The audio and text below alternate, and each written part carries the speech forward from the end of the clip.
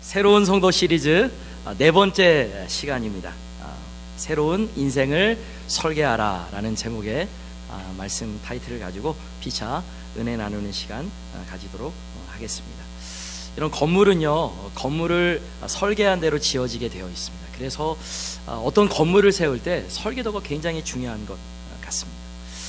우리 미국의 전체 도시 중에서 건축 설계가 그리고 또 도시 설계가 제일 잘 된 도시를 꼽으라고 하면 아마 누가 뭐라 그래도 꼭 사람들이 다섯 손가락을 이렇게 얘기를 하면 시카고가 꼭 들어갈 것입니다. 근데 제가 시카고를 좀 공부하게 되었는데 이번에 1871년도에 사상 초유의 대화재가 일어난 거 여러분 아십니까? 다음 슬라이드 보여주시기 바랍니다. 사실 이 대화재를 통해 가지고 도시 전체가 불바다가 되었죠. 근데 사실 이때 도시 전체가 불바다가 됐으면 지금의 시카고는 없었을 것입니다. 그런데 이것을 계기로 해서 타산지석이라 그러죠. 새롭게 도시 설계를 하고 건축 설계의 새로운 패러다임을 제시하게 됩니다. 당시 이 대화재를 좀 조사하다가 나무로 된 건축물들은 모조리 다 파괴되었지만 대부분의 철길 그리고 가축 사육장들은 온전히 남아 있었는데 이것을 선례로 삼아서 철과 돌이 새로운 건축재로 세계적으로 부활시키게 되었습니다. 그래서 현재는 전 세계가 부러워할 정도로 정교한 도시 설계와 수많은 고층에 그리고 아름다운 빌딩들이 자리 잡고 있습니다. 다음 슬라이드 보여주시기 바랍니다. 시카고의 이 아름다운 그 빌딩이 유명한 까닭은요, 모든 빌딩에 이 설계자의 독특한 의도가 있다라는 것입니다. 그 의도대로 모든 빌딩이 건축이 되었고 그것이 시대를 따라서 아름답게 변천해 온 것을 볼 수가 있습니다. 그래서 건축학도들 또 미술학도들이 꼭 시카고에서 공부를 해야 되는 이유가 바로 여기에 있는 것입니다. 사실 이 건물은요, 이 설계자가 어떤 의도를 가지고 설계했느냐에 따라서 결정이 되는 것이죠. 그래서 건물 모습을 바꾸고 싶다라면 설계를 바꿔야 되는 것입니다. 근데 인생도 마찬가지인 것 같아요.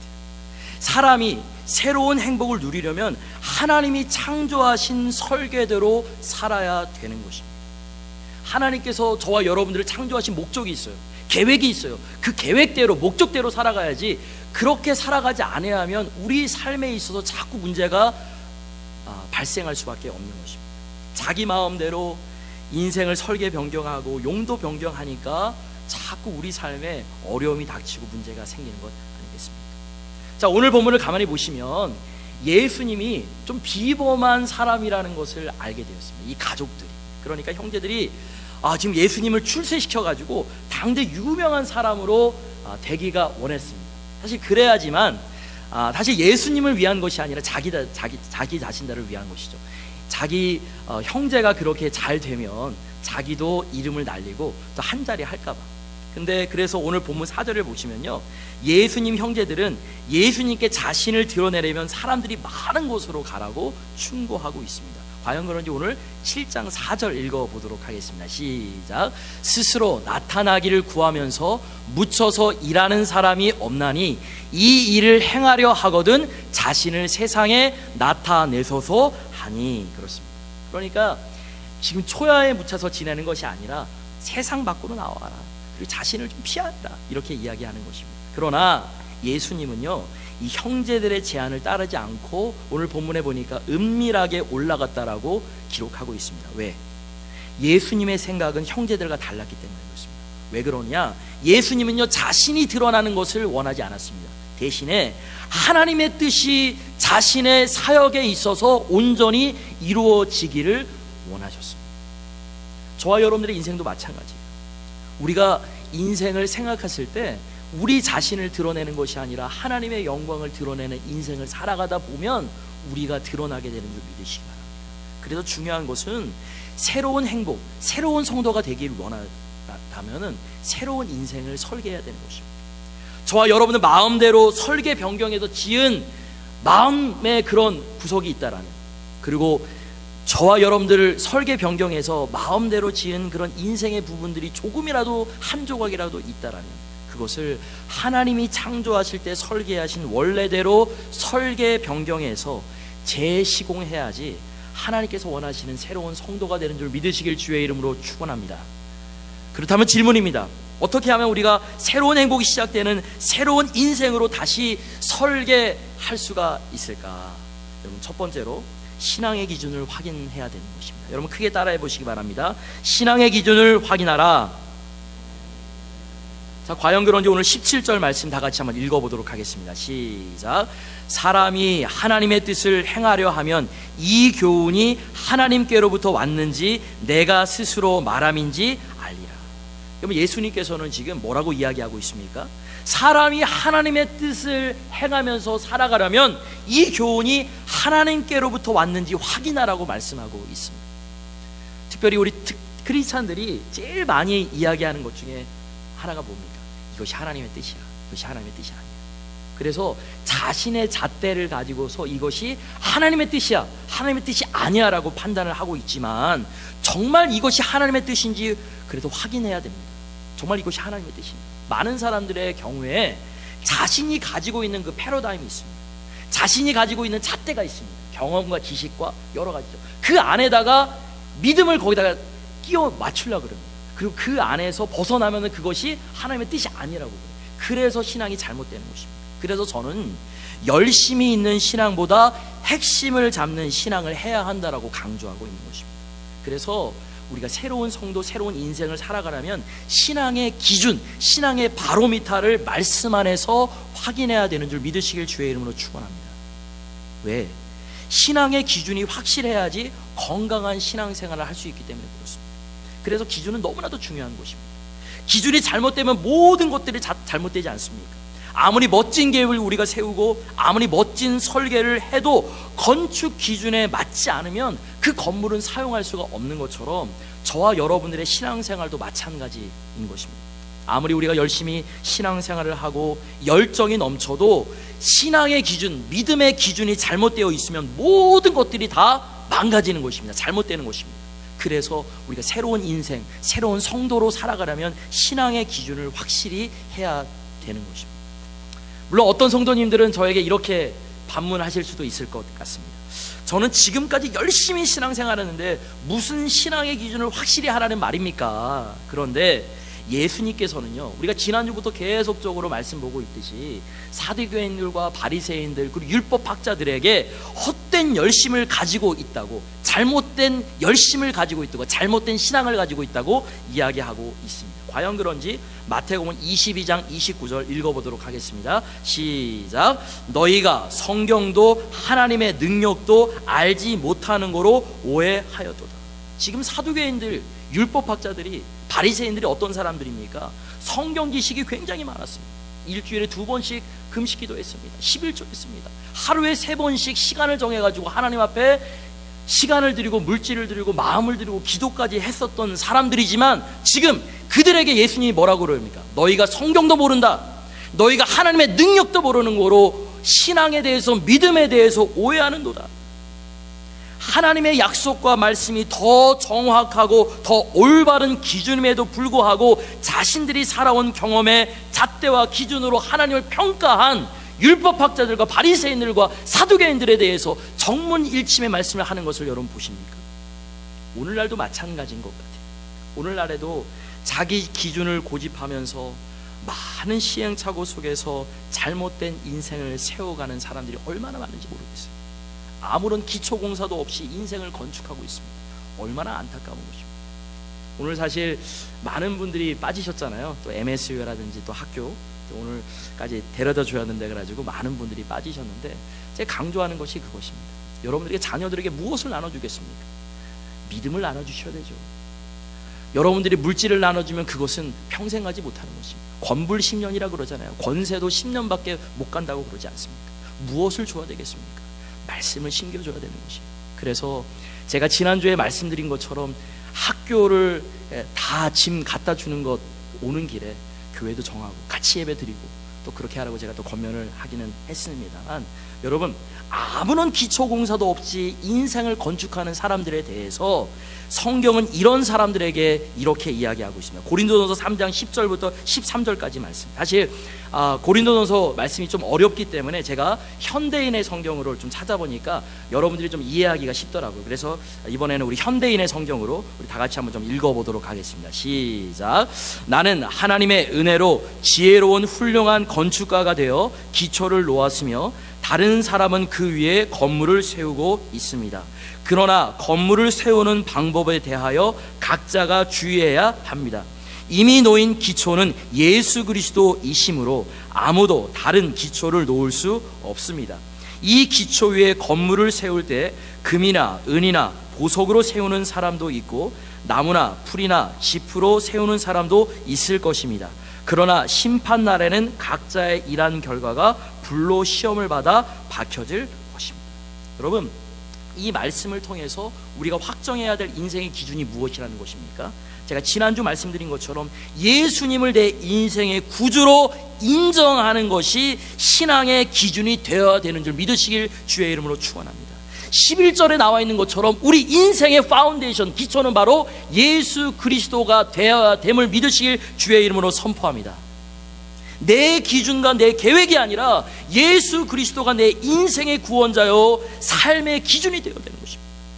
예수님을 구주로 고백하는 이 신앙 위에 인생을 세워야지, 그렇지 않으면 여러분 13절에 나와 있는 것처럼 여러분들이 세운 인생은 하나님의 심판대에 다 불로 시험을 받아 밝혀질 것이라고 이야기하고 있습니다. 여러분들이 아무리 열심히 주의 일을 하고 신앙생활을 한다 해도 하나님이 인정하시지 않으면 다 소용없고 부질없는 인생이라는 것을 우리 모두가 영적으로 자각해야 함을 믿으시길 주의 이름으로 선포합니다. 계속해서 로마서에서 이와 비슷한 말씀을 사도 바울을 통해서 또 하고 있습니다. 제가 메시지 성경이 좀 잘 나왔더라고요. 그래서 이 말씀도 좀 어렵기 때문에 메시지 성경으로 같이 한번 로마서 12장 2절 다 같이 한번 읽어보도록 하겠습니다. 시작. 문화에 너무 잘 순응하여 아무 생각 없이 동화되어 버리는 일이 없도록 하십시오. 대신에 여러분은 하나님께 시선을 고정하십시오. 그러면 속에서부터 변화가 일어날 것입니다. 그분께서 여러분에게 바라시는 것을 흔쾌히 인정하고 조금 더 머뭇거리지 말고 거기에 응하십시오. 여러분을 둘러싸고 있는 문화는 늘 여러분을 미숙한 수준으로 끌어낮추려 하지만 하나님께서는 여러분에게 최선의 것으로 이끌어내시고 여러분 안에 멋진 성숙을 길러주십니다. 좀 더 이해하기가 편하시죠? 그래서 혹시 영어 성경을 좀 읽으실 수 있으신 분들은 영어 성경을 NIV 성경 같은 걸 읽으시면 이런 느낌이 딱 들려요.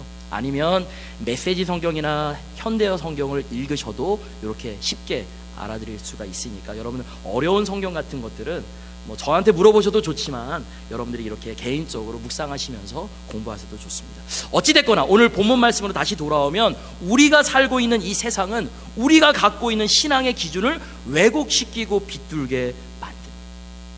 여러분 대학생들 딱 되면 프레시맨 딱 되면 뭐부터 가르치는지 아세요? 포스트 모더니즘부터 가르쳐요. 포스트 모더니즘이 뭔지 아세요, 여러분? 구원은 하나인데 가는 길이 여러 개다. 그것이 포스트 모더니즘. 근데 우리 기독교는 뭐라고 가르칩니까? 예수 그리스도 한 분만 구원의 길이라고 가르치잖아요. 그러니까 포스트 모더니즘에 있는 아이들은 기독교가 고리타분하다고 이야기하는 것입니다.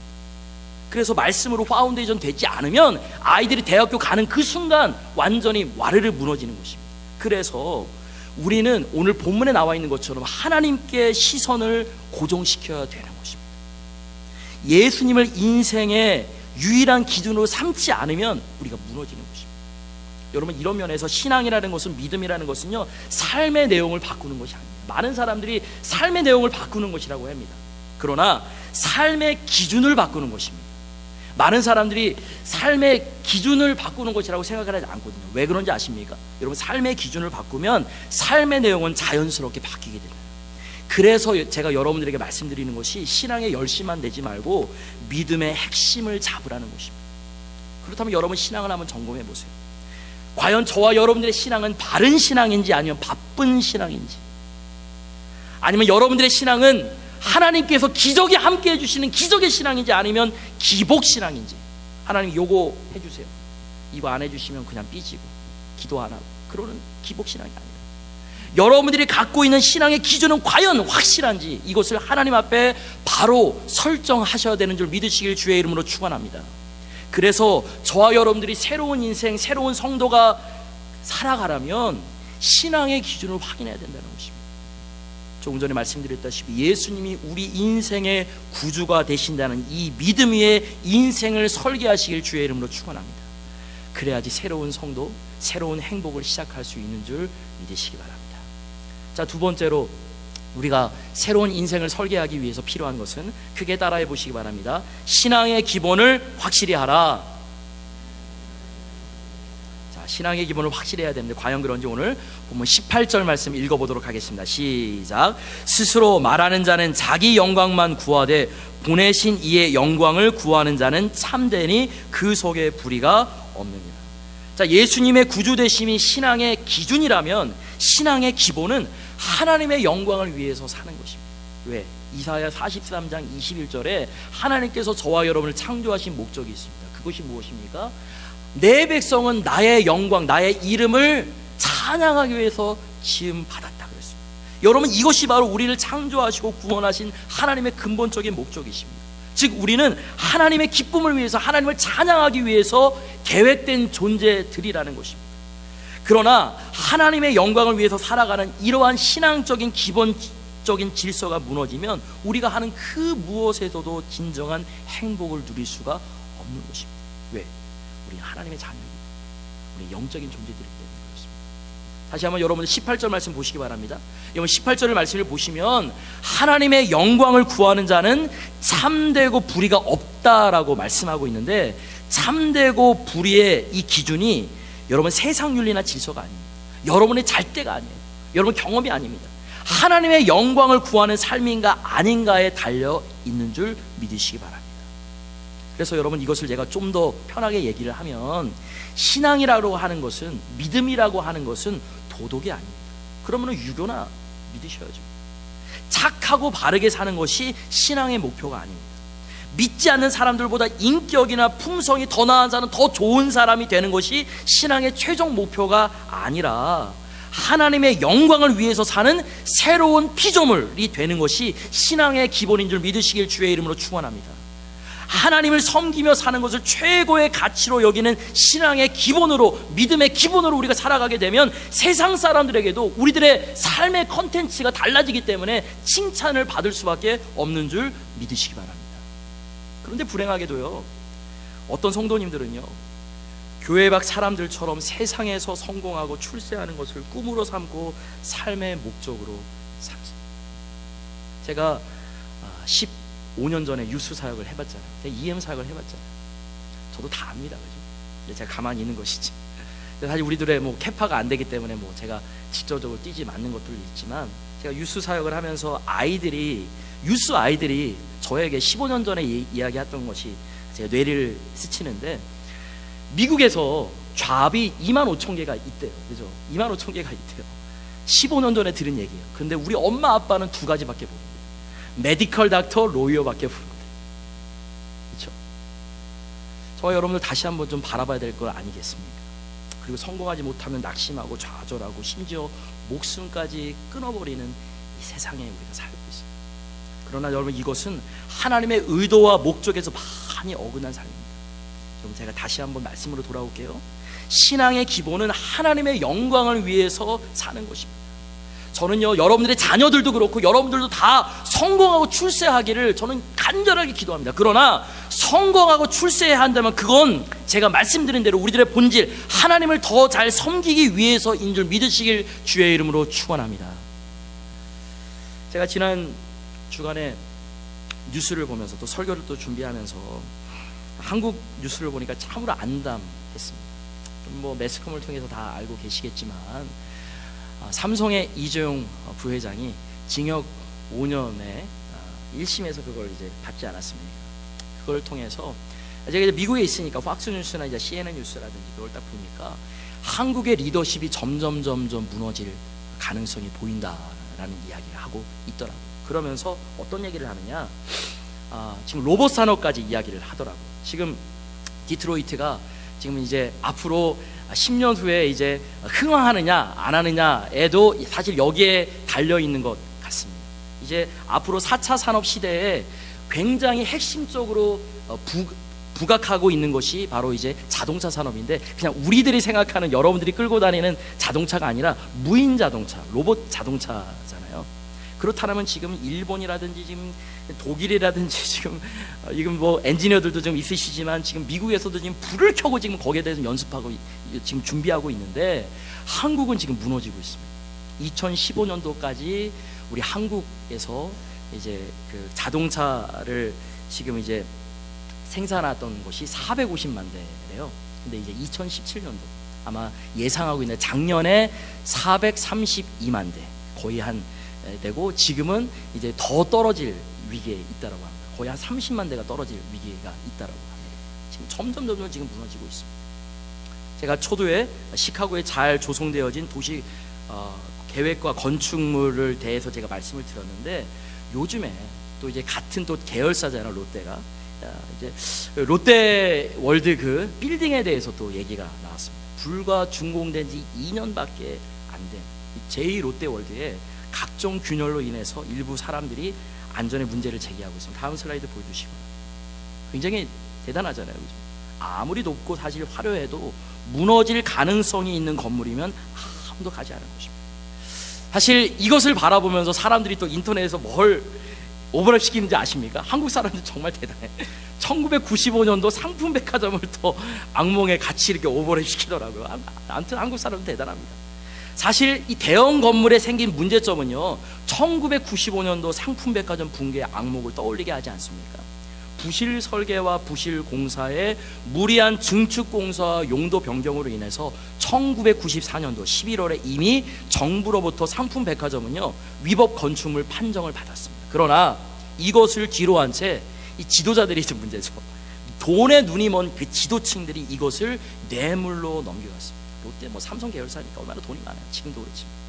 그 후 딱 8개월 만에 건물 붕괴로 이어져서, 다음 슬라이드 보여주시고요. 여러분 기억하시죠? 사망 502명, 부상자 937명, 총 피해액이 우리나라 돈으로 6,520억 원이라는 초유의 재난이 대한민국 서울에서 일어났습니다. 기억조차 하기 싫은 재난이었습니다.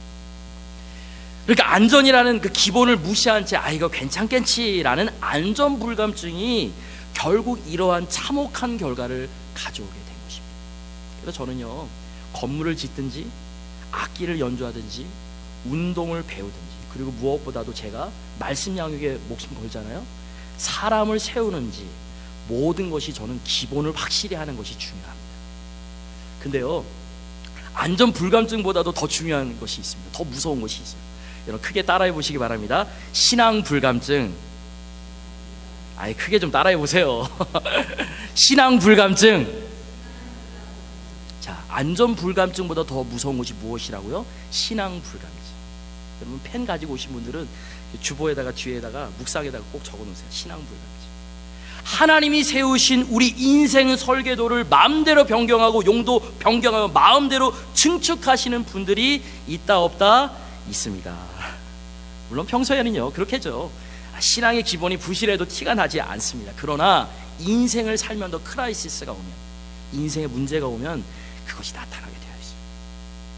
다시 여러분들 저거 보시면, 사실 1995년도에 붕괴된 이 상품 백화점도요, 철근 몇 개 빼먹은 것 사실 별로 표시 안 나지 않았습니다. 그러나 8개월 후 정말로 결정적일 때 와르르, 한순간에 와르르 무너지는 것입니다. 여러분 새로운 인생을 설계하려면 그래서 하나님만 섬기는 신앙의 기본을 확실히 점검, 확실히 체크해야 된다는 것입니다. 예배 한번 빠지는 거 괜찮지. 말씀 그냥 하루 정도는 안 봐도 되지. 하루 정도 기도 생활 안 해도 되지. 나 하나쯤이야. 지금 말씀 양육 지난번 보니까 새로운 삶 양육 35명이나 했대. 그럼 나 정도는 말씀 양육 그냥 안 해도 되지.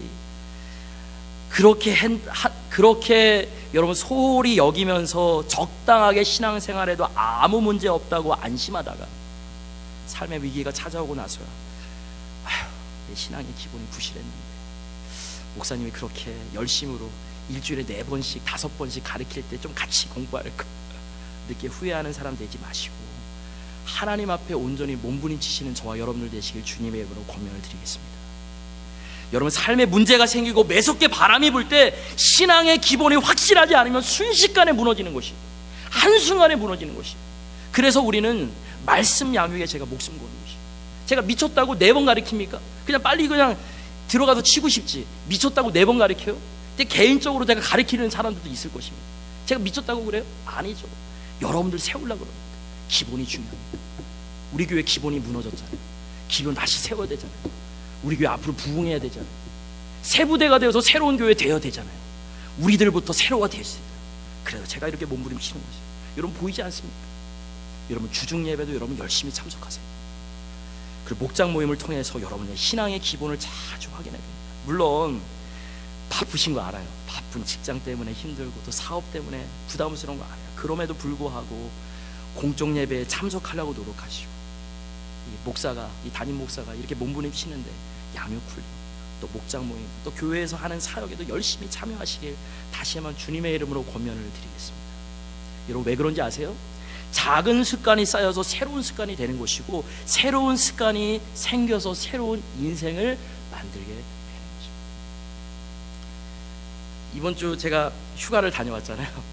휴가 때 그냥 온전히 좀 쉬게 좀 해주시지. 성도님들이 전화를 하시더라고요. 목사님 교회 생각 전혀 하지 마세요. 사실 그렇게 전화를 하면 교회 생각을 하지 않겠습니까? 생각하죠. 매일 기도하죠. 교회 놓고 늘 기도하죠. 근데 제가 가만히 딱 생각을 해보니까 새벽 5시만 되면 무조건 딱 일어나는 거죠. 왜? 습관이니까. 매일까지 새벽에 하니까. 저는 사실 새벽 4시에 늘 일어납니다. 알람을 깨우지 않아도 새벽 4시에 늘 일어나고, 또 알람을 하지 않아도 4시에 일어나고, 또 5시에 늘 일어나고, 이 휴가에 가서도 그러면 그때 같이 기도하는 거죠. 여러분 작은 습관이 쌓여서 새로운 습관이 되고, 새로운 습관이 새로운 인생, 새로운 믿음을 여러분들에게 선사하는 줄 믿으시길 주의 이름으로 축원합니다. 제가 섬겼던 세종 꿈의 교회에서 제가 담당 목사였습니다. 지금은 한 8,000명이 되었습니다. 여러 가지 신경 쓸 것이 굉장히 많았겠죠. 그죠? 4,000명이나 이게 되니까 제가 혼자서 목양을 다. 물론 이제 제 밑에 사역자가 한 30명이 됐어요. 그래서 제가 한번 눈길만 딱 주면은 그냥 사역자들은 쫙 서가지고 그냥 딱딱딱 이제 일사천리로도 사역하고. 사실 제가 가르치고 신방하는 이 목양 사역들은 곧장 잘했었는데, 힘들었던 것이 무엇이냐면 건물 관리까지 담임 목사님이 시키시는 거죠. 물론 먼저 사역자들이 있어가지고 제가 다 시키는 입장이었지만, 총괄 목사가, 수석부 목사가, 담임 목사 같은 사람이 다 알아야 되지 않냐고. 그래서 제가 노가다니까, 사실 저는 노가다 하는 사람은 아니거든요. 그런데 이걸 시키니까 이게 제가 굉장히 어려웠는데, 게다가 또 제가 섬겼던 게 교회가 이 세종시에서 제일 큰 종교 건물이었기 때문에 점검이 얼마나 많은지 몰랐습니다. 정기적으로 소방 점검이 있지, 이 전기 점검이 있지, 엘리베이터 점검이 있지, 각종 점검이 정말로 많이 있어요. 게다가 세월호 사건의 여파로 이 안전검사가 추가되어 가지고 1년에 2번씩 재검사를 해야 됐습니다. 그래서 제가 한 25개월 정도 사역을 하면서 이 5번 정도 이게 재검사를 했었는데, 중요한 것은 이것이 다 그냥 교회 부담이었습니다. 다 자비량이었거든요. 옛날처럼요, 이제 무단으로 용도 변경해서 사용할 수가 없었습니다. 이것은 좀 잘 된 것 같아요. 그러다가 이제 문제가 생기고 사고가 나기 때문인데, 제가 잘 하지는 못하는 이제 건물 관리에도 신경을 쓰면서 제가 이제 25개월 동안 제가 정말로 크게 느낀 것은요, 기본이었습니다. 기본. 파운데이션을 잘해야 돼요. 그리고 모 체크를 잘해야 되는 것이었습니다. 여러분 새로운 인생을 살기를 원하십니까? 신앙의 기본을 확실하게 하시길 주의 이름으로 선포합니다. 지난주 말씀처럼 당연한 것을 당연하게 여기고 실천으로 옮기시길 주님의 이름으로 권면을 드리겠습니다.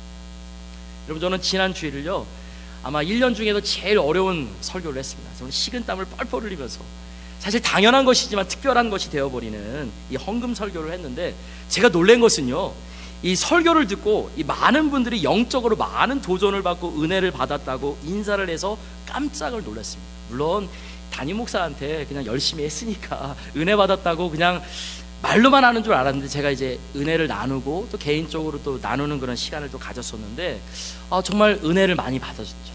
또 어떤 분들은요, 고민하던 문제를 해결받아서 좋았다는 분들이 있어가지고 제가 너무나도 감사했습니다. 그리고 제가 한편으로 제가 담임 목사로서 느낀 것은 무엇이냐면, 아직 우리 제일사랑 침례교회 성도님들, 우리 집사님들이 암과 삶의 중간에서 스트러글 하는 분들, 고민하는 분들이 참으로 많이 계시구나라는 생각을 하게 되었습니다.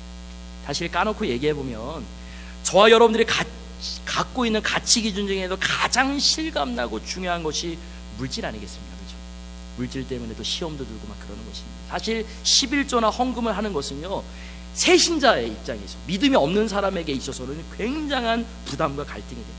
왜? 이건 단지 헌금하냐 안 하냐의 문제가 아니라 섬기는 신을 바꾸냐 안 바꾸냐의 문제이기 때문에 그렇습니다. 다음 슬라이드 보여주시겠습니다.